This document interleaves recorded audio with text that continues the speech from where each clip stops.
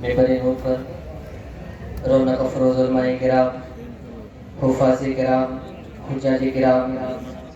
اور معزز سامعین کرام، پردہ نشین میری ماں اور بہنوں، السلام علیکم ورحمۃ اللہ وبرکاتہ۔ الحمدللہ الحمدللہ رب العالمین والعاقبۃ للمتقین والصلاة والسلام علی سید المرسلین، اما بعد فقد قال اللہ تبارک وتعالی فی القرآن المجید والفرقان الحمید، فاعوذ باللہ من الشیطان الرجیم، بسم اللہ الرحمن الرحیم، وقل جاء الحق وزهق الباطل ان الباطل كان زهوقا۔ صدق اللہ العظیم وبلغنا رسوله النبی الامین المتین الکریم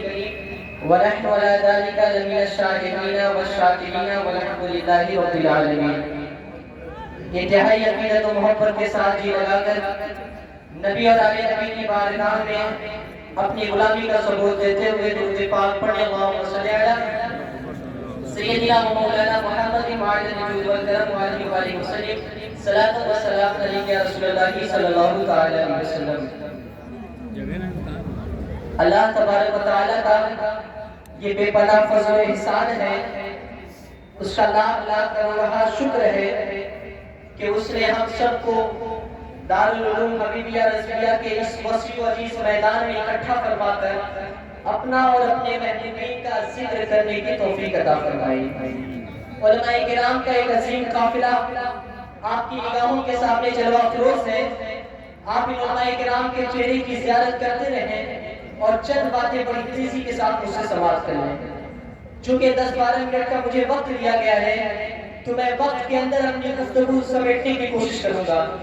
بس آپ حضرات سکون اطمینان کے ساتھ بیٹھیں اور اس نیت و ارادے کے ساتھ بیٹھیں کہ جو کچھ بھی ہم یہاں سے سیکھیں گے اس پر عمل کریں گے۔ یقین جانیں جب آپ اس نیت و ارادے کے ساتھ بیٹھیں گے تو میں سمجھتا ہوں کہ آپ کا آنا بھی قبول ہے اور اس محفل کا سجانا بھی قبول ہے۔ اور اگر آپ اس نیت و ارادے کے ساتھ نہیں بیٹھیں گے، صرف ایک کان سے سن کر ایک کان سے نکالتے رہیں گے، تو میں سمجھتا ہوں کہ آپ کا آنا اپنے مقصد حقیقی میں کامیاب نہیں ہے۔ اس لیے اس نیت و ارادے کے ساتھ بیٹھیں کہ جو کچھ ہم یہاں سے سیکھیں گے اس پر عمل کریں گے۔ بیٹھ کے اللہ پاک کی بارگاہ میں دعا گو کہ اللہ پاک ہمیں حق بولنے، حق سننے اور حق پر عمل کرنے کی توفیق عطا فرمائے۔ میں اپنی گفتگو کا آغاز کروں اس سے قبل ایک مرتبہ اور جی لگا کر نبی اور آل نبی کی بارگاہ میں اپنی غلامی کا ثبوت دیتے ہوئے درود پاک پڑھیں، اللہم صلی علی سیدنا و مولانا محمد معاذ الوجود والکرم وعلیہ وآلہ وسلم، صلاۃ و سلام علیک یا رسول اللہ صلی اللہ تعالی علیہ وسلم۔ میرے عزیز دوستوں، آج کی اس پرفتن دور میں ہم سب کے لیے سب سے زیادہ ضروری جو ہے وہ یہ ہے کہ ہم اور آپ اپنے ایمان و عقیدے کی حفاظت کریں، اپنے ایمان و عقیدے کو مضبوط کریں، کیونکہ دیکھیں یہ ایک مسلمہ حقیقت ہے کہ قبولیت اعمال کا دار و مدار عقائد کی صحت پر ہے۔ جس طرح بغیر وضو کے نماز صحیح نہیں ہوتی، جس طرح بغیر جڑ کے کوئی درخت سرسبز و شاداب ہو کر مناظر ارتقاء طے نہیں کر سکتا، جس طرح بغیر بنیاد کے کوئی عمارت نہیں کھڑی ہو سکتی، بالکل اسی طرح بغیر عقیدہ صحیحہ کے کوئی بھی عمل اللہ تبارک و تعالیٰ کی بارگاہ میں قبول نہیں ہو سکتا۔ آپ جتنی چاہے نمازیں پڑھ لیں، جتنا چاہے روزہ رکھ لیں، جتنی دفعہ چاہے حج عمرہ ادا کر لیں، جتنی چاہے نیکیاں کر لیں، اگر آپ کا ایمان و عقیدہ درست نہیں ہے، اگر آپ کا ایمان و عقیدہ صحیح نہیں ہے، تو پھر آپ کا کوئی بھی عمل اللہ تبارک و تعالیٰ کی بارگاہ میں قبول نہیں ہوگا۔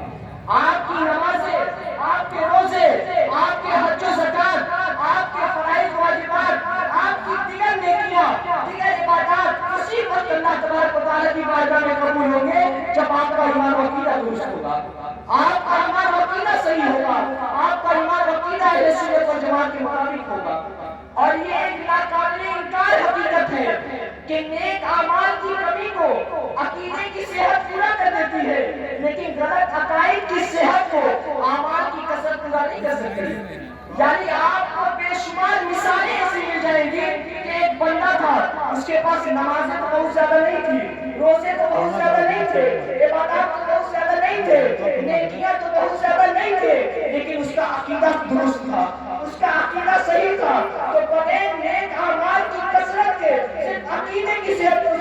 و مغفرت ہو گئی۔ ایسی مثالیں آپ کو بہت ملیں گی، لیکن ایک بھی مثال آپ کو ایسی نہیں ملے گی کہ ایک بندہ تھا، اس کے پاس نمازیں تو بہت زیادہ تھی، روزے تو بہت زیادہ تھے، عبادات تو بہت زیادہ تھے، نیکیاں تو بہت زیادہ تھی، لیکن اس کا عقیدہ درست نہیں تھا، اس کا عقیدہ صحیح نہیں تھا، اور بغیر عقیدے صحیح کے صرف نیک اعمال کی کثرت کے بنا پر اس کی بخشش و مغفرت ہوئی ہو، آپ کو ایسی ایک بھی مثال نہیں ملے گی۔ آپ کی بخشش، آپ کی مغفرت، آپ کو جہنم سے آزادی کا پروانہ اسی وقت ملے گا جب آپ کا ایمان و عقیدہ درست ہوگا، آپ کا ایمان و عقیدہ اہل سنت والجماعت کے مطابق ہوگا۔ یہی وجہ ہے کہ اسلام نے سب سے زیادہ عقائد پر زور دیا ہے کہ لوگوں اپنے ایمان و عقیدے کی حفاظت کرو، اپنے ایمان و عقیدے کو مضبوط کرو، اور ایسے لوگوں کے ساتھ ہرگز اٹھنا بیٹھنا کھانا پینا گوارا نہ کرو جن کا ایمان و عقیدہ درست نہیں ہے، جو بددین ہے، جو بد مذہب ہے، خود بھی ان سے دور رہے اور ان کو بھی اپنے سے دور رکھے۔ اور خاص کر آج کے پرفتن دور میں تو ہمیں اپنی ایمان و عقیدے کے تعلق سے بڑا محتاط رہنے کی ضرورت ہے، بڑا سمجھ رہنے کی ضرورت ہے، اس لیے یہ دور جو ہے فتنوں سے بھرا ہوا دور ہے، کب کدھر سے ہمارے ایمان و عقیدے پر حملہ ہو جائے کوئی بھروسہ نہیں ہے۔ میرے امام نے بہت پہلے کہہ دیا تھا کہ سونا جنگل رات اندھیری چھائی بدلی کالی ہے، سونا جنگل رات اندھیری چھائی بدلی کالی ہے، سونے والوں جاگتے رہیے چوروں کی رکھوالی ہے، سونے والوں جاگتے رہیے چوروں کی رکھوالی ہے۔ پہلے چور جو ہے یہ اسلحہ لے کر آتا تھا، لاٹھی ڈنڈا لے کر آتا تھا، چھری لے کر آتا تھا، کٹا لے کر آتا تھا، لیکن اب چور ہاتھ میں کتاب لے کر آتا ہے، ہاتھ میں قرآن لے کر آتا ہے، ہاتھ میں حدیث لے کر آتا ہے، ہاتھ میں تسبیح لے کر آتا ہے، چہرے پر ٹائی سجا کر آتا ہے، جبہ و دستار پہن کر آتا ہے، اور آپ کے ایمان و عقیدے کو تباہ و برباد کر دیتا ہے، آپ کے ایمان و عقیدے کو مشکوک کر دیتا ہے۔ اسی حالت کو دیکھ کر کسی کہنے والے نے کہا تھا کہ چمکتا جو نظر آئے وہ سب سونا نہیں ہوتا، اگر دنیا میں رہنا ہے تو کچھ پہچان پیدا کرنا، اگر دنیا میں رہنا ہے تو کچھ پہچان پیدا کرنا، اگر دنیا میں رہنا ہے یاد رکھے ہر داڑھی ٹوپی والے کو اپنا قائد و رہنما نہ سمجھ لے،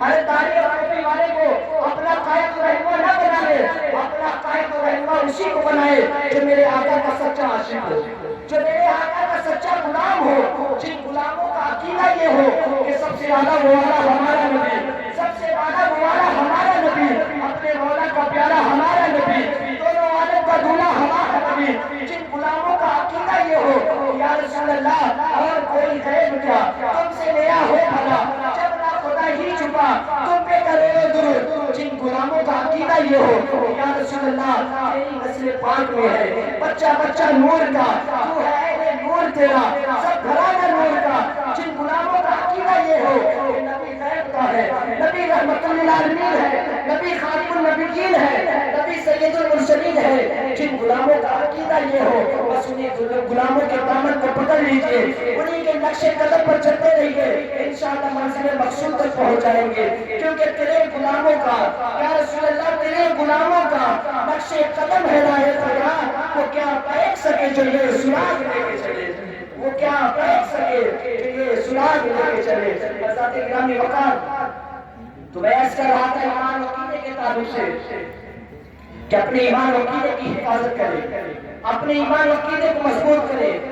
ایک بات اور یاد رکھے، ہر مسئلے میں آپ سمجھوتا کر لیں، ہر مسئلے میں کمپرومائز کر لیں، لیکن جب بات ایمان و عقیدے کی آ جائے، جب بات جانے ایمان صلی اللہ علیہ وسلم کی آ جائے تو پھر کسی سے کوئی سمجھوتا کرنے کی ضرورت نہیں ہے، کسی سے کوئی کمپرومائز کرنے کی ضرورت نہیں ہے، چاہے وہ اپنا باپ ہو، بیٹا ہو، بھائی ہو، کوئی بھی ہو، جب بات جانے ایمان صلی اللہ علیہ وسلم کی آ جائے تو پھر ہمیں کسی سے کوئی سمجھوتا کرنے کی ضرورت نہیں ہے، اس لیے کہ ہمیں ہمارے بزرگوں نے بتایا ہے کہ نبی سے جو ہوتے گانا اسے دل سے جدا کرتے،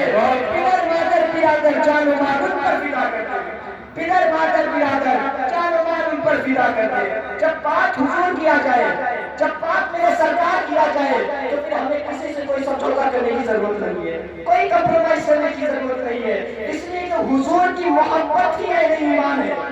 حضور کی محبت ہی اہل ایمان ہے، بلکہ تو حضور ہی ایمان کی جان ہے،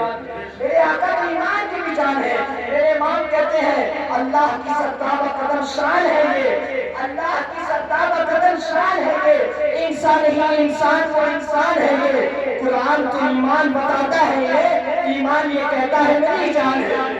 ایمان یہ کہتا ہے میری جان ہے یہ، میرے آقا کی ایمان کی بھی جان ہے اور ساری کائنات کی بھی جان ہے،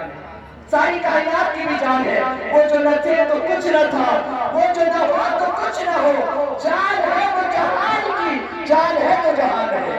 جان ہے وہ جہان کی، جان ہے تو جہان ہے۔ اس لیے جب بات میرے آقا کیا جائے، جب بات مصطفیٰ کریم کیا جائے تو پھر ہمیں کسی سے کوئی سمجھوتا کرنے کی ضرورت نہیں ہے، ہمیں کوئی کمپرومائز کرنے کی ضرورت نہیں ہے۔ ایک بات یاد رکھنا، نماز دن میں 5 بار فرض ہے، نماز دن میں 5 بار فرض ہے، زکوٰۃ سال میں 1 بار فرض ہے، روزہ مہینے میں روزہ سال میں 1 مہینہ فرض ہے، لیکن حضور کی عزت و ناموس کی حفاظت کرنا ہماری ہر سانس پر فرض ہے، حضور کی عزت و ناموس کی حفاظت کرنا ہماری ہر سانس پر فرض ہے۔ اس لیے جب بات مصطفیٰ کریم کیا جائے تو پھر ہمیں بیٹھ کر سمجھوتا کرنے کی ضرورت نہیں ہے، ہمیں لہجہ نرم اختیار کرنے کی ضرورت نہیں ہے، بلکہ دشمن احمد میں شدت کیجئے، ملحدوں کی کیا مرمت کیجئے، اعلیٰ حضرت کے شعر کا مصداق بن کر ہمیں میدان عمل میں اترنا ہے اور کام کر کے کل بتلانا ہے کہ بتلا دو گستاخ نبی کو، غیرت سنی زندہ ہے، ان پر میں بکھرے گا جزا، کل بھی تھا اور آج ان پر میں بکھرے گا جزا۔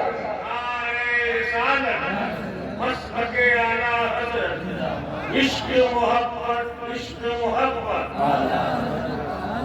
جب بات مصطفیٰ کریم کیا جائے تو پھر ہمیں میدان عمل میں اترنا ہے اور کام کر کے بتلانا ہے کہ بتلا دو گستاخ نبی کو، غیرت سنی زندہ ہے، ان پر مٹنے کا جذبہ کل بھی تھا اور آج بھی ہے، میرے نبی سے میرا رشتہ کل بھی تھا اور آج بھی ہے، اور کسی جانب کیوں دیکھے اور کسی جانب کیوں جائے،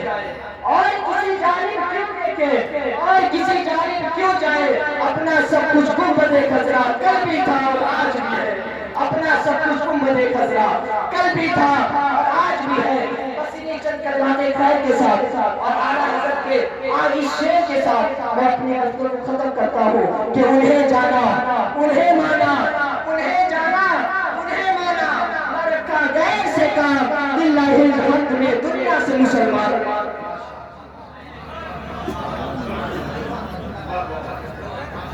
زندہ باد، مرحبا۔